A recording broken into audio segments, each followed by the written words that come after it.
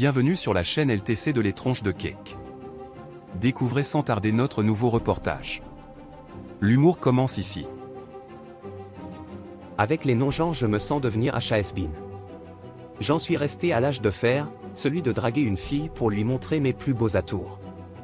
Dans mon esprit étriqué, j'en suis encore à voir la femme comme la femelle de l'homme. Alors les pansexuels, non-binaires, gender fluides, transgenres, LGBT et j'en passe, m'indiquent que je suis totalement dépassé par les progrès du sexe, à pile ou sans. Avant, je vous parle d'un temps où nous étions cons, il fallait quelques mois pour connaître le sexe de son enfant. Aujourd'hui avec le progrès il faut au moins 25 ans. Mais, retrouvons sans tarder les tronches de cake au balto. Pardon Ubi.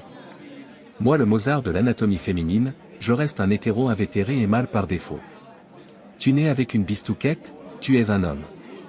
Tu nais avec une foufoune, tu es une femme. Pourquoi compliquer les choses simples?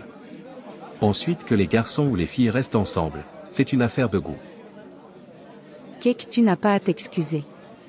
Je connais ton appétit d'huissier du sexe, le mâle qui saisit les biens, et à pleine main. Cette obsession mise à part, je pense comme toi et je préfère l'homme en mal baisé.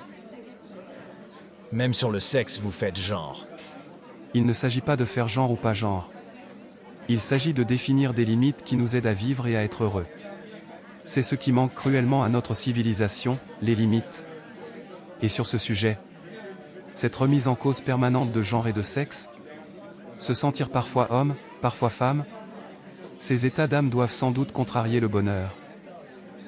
J'ajouterais même que cette ambivalence doit compliquer le choix de la couleur des murs du salon. Imagine demain la situation, ta belle-sœur vient d'accoucher. Alors, c'est un garçon ou une fille? J'attends qu'il soit majeur pour lui demander. Voici un exemple typique d'une perte de repère sur un sujet qui normalement n'appelle aucun doute. Ces névrosés du sexe et du mâle vivre, c'est pas eux, c'est une glande. Moi je dis qu'il faut les obliger à se marier, ça va les calmer. Je considère ces 50 nuances de gré ou de force autant stériles qu'inutiles au sexe. Avec ces dérives, demain tu ne pourras plus dire « pauvre con », mais « pauvre appareil génital féminin ». Et si tu en as encore le droit? Pour ma part, je n'oublie pas que l'homme reste le seul animal adulte qui tète sa femelle, et ça, j'achète. Moi aussi je suis un hétéro ringard, mais je préfère une femme devant, qu'un homme derrière. Alors, restons entre hétéros ringards et sauvons les souris, mangeons des chattes. Merci pour votre visite, et à bientôt sur lestronchesdecake.fr.